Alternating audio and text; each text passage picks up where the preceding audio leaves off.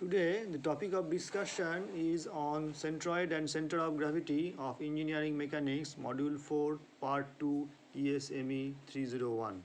It is Papp's theorem. This theorem deal with surfaces and bodies of revolution. A surface of revolution is defined as a surface which may be generated by rotating a plane curve about a fixed axis.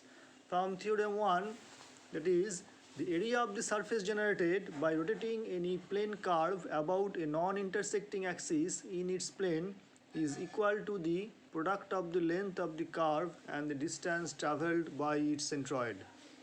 Now, for example, a surface of a cone may be obtained by rotating a straight line AB about axis AA dash.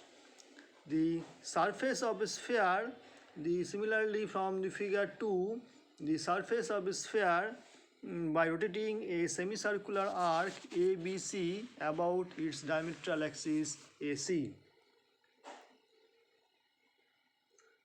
Now, from the figure 3, that is, consider AB is any plane curve of length L lies in xy plane and does not intersect the x-axis. Let the length of the curve AB, that is, AB is divided into large number of small elements. Let y coordinate of the midpoint of any element, that is del Li, is denoted by y bar, and that of the centroid C of the entire curve AB by y bar. Now let the plane of the curve is rotated through any angle alpha measured in radian about y-axis. The distance travelled by the midpoint of an element, that is del Li, is alpha yi, and the area of the curve surface generated by this ith element is del Li alpha yi. Hence, the area of the surface generated by whole curve AB becomes summation of del Li alpha yi, that is alpha summation of del Li yi alpha y bar L, where L is the angle of rotation of the curve measured in radians about the x-axis. Now, Papp's theorem 2. The volume of the solid generated by rotating any plane figure about a non-intersecting axis in its plane is equal to the product of the area of the figure and the distance travelled by its centroid. In this diagram, in this figure 4, a body of revolution is defined, a body which may be generated by rotating any plane area about a fixed axis. A solid cone may be obtained by rotating a triangular area. Similarly, a sphere by rotating a semicircular area, that is shown in figure 5.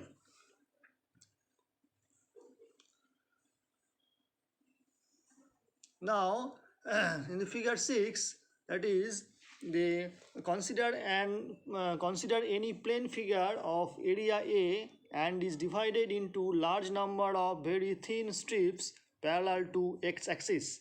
Let y coordinate of the middle of the strip of area, that is del AI, is yi, and now let the plane of the figure is rotated through any angle alpha about x-axis.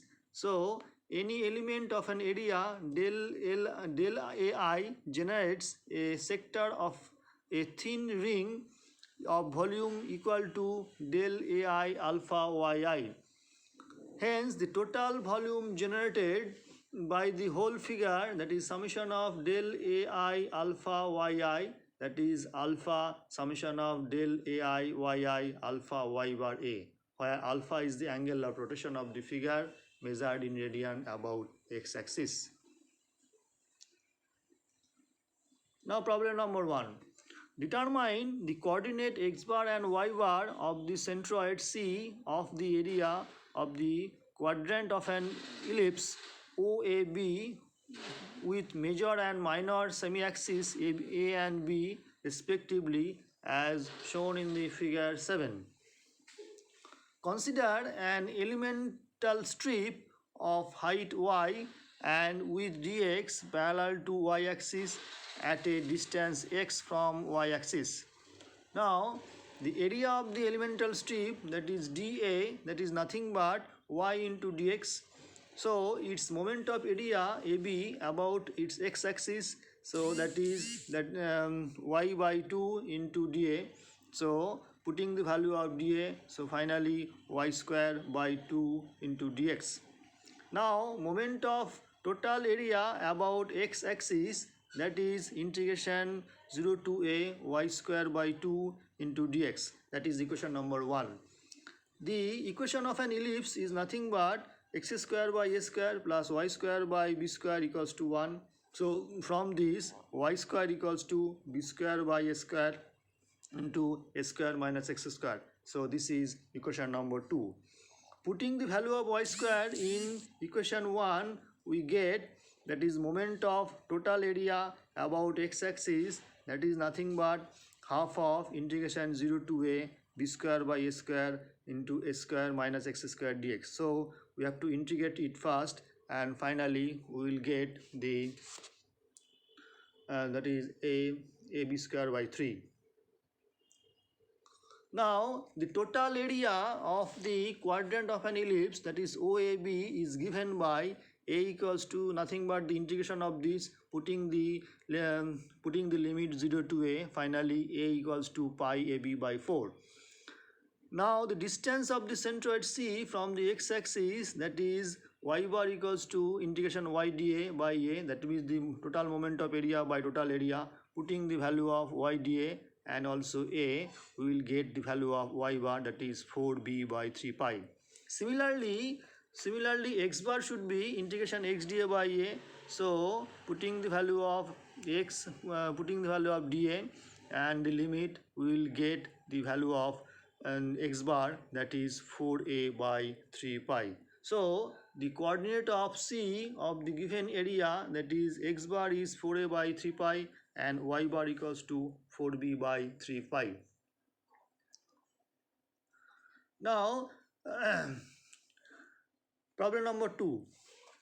So, problem number 2, that is referring to the figure 8, proof that if the equation of a curve OA referred to the coordinate axis x and y taken along two adjacent sides of a rectangle ODAB is y equals to kx to the power m, then the coordinate x bar and y bar of the centroid C of an area of the shaded spandrel OAB is given by, that is x equals to m plus 1 by m plus 2 into a and y bar equals to m plus 1 by 4m plus 2 into b.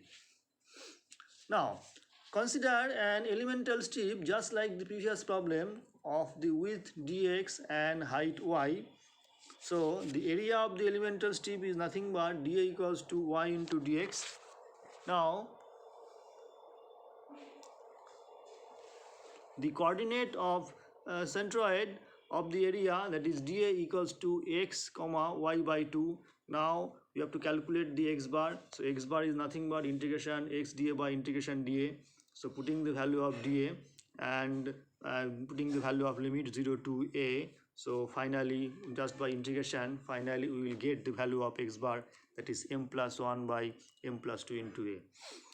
Now the point A lies on the curve OA, so hence A equals to that is A, point A, that is AB, being a point on the curve, so it will satisfy the equation. So value of B equals to k into a to the power m and k equals to b by a to the power m. The equation of the curve OA, that is y equals to kx to the power m. So finally y equals to b by a to the power m x to the power m. Now again y bar equals to, we know that moment of area by total area. So y by 2 into dA and putting the value of dA and the limit should be 0 to a. and finally just by integration we will get the value of y bar. It is nothing but m plus 1 by 4m plus 2 into b.